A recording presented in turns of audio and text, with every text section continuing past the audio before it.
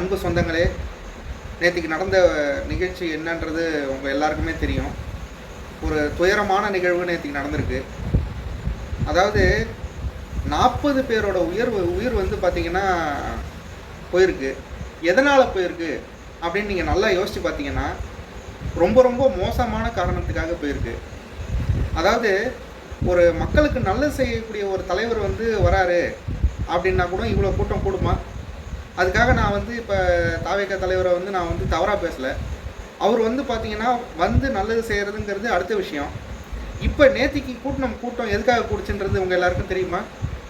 யோசிச்சு பாருங்கள் ஒரு நிமிஷம். எல்லாருக்குமே தெரிஞ்ச விஷயந்தான்.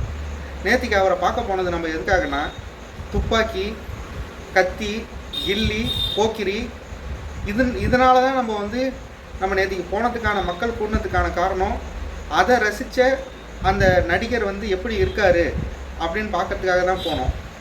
ஆனால் ஒரு சின்ன குழந்தைங்களெலாம் கூப்பிட்டு போய் அந்த இடத்துல வந்து அவ்வளோ ஒரு துயரமான சம்பவம் நடக்கிறதுக்கு மக்களாகிய நாம் தான் இனிமேல் திருந்தணும்.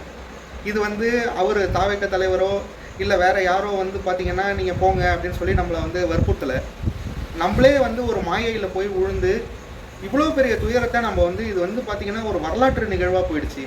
வரலாற்றில் இந்தமாதிரி சோகம் எங்கேயுமே நடக்கவே கூடாது. ஒரு கும்பகோணம் ஃபயர் ஆக்சிடெண்ட், ஒரு சுனாமியில் ஒரு பிரச்சனை, ஒரு இறப்பு எப்படி நம்ம வந்து துயரமாக நம்ம இருந்தோம் அந்த டைமில், அந்த மாதிரி ஆயிடுச்சு.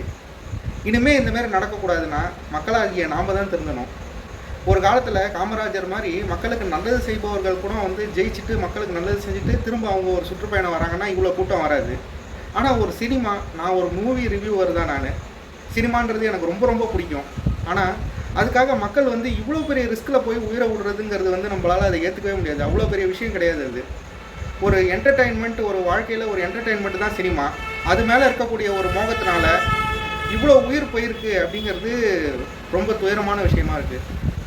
கண்டிப்பாக இதுக்கு மேலே இந்தமாரி நடக்கக்கூடாதுன்றது மக்களாகிய நாம் தான் நம்ம திருந்தணும். இதுக்கு என்ன சொல்கிறதுனே தெரில. அந்த 40 பேரோட குடும்பத்துக்கும் ஆழ்ந்த இரங்கலை நம்ம தெரிவிச்சுக்கிறோம். இனிமேல் நாம் திருந்தணும். திருந்துவோம். என்ன சொல்கிறதுனே தெரியலிங்க.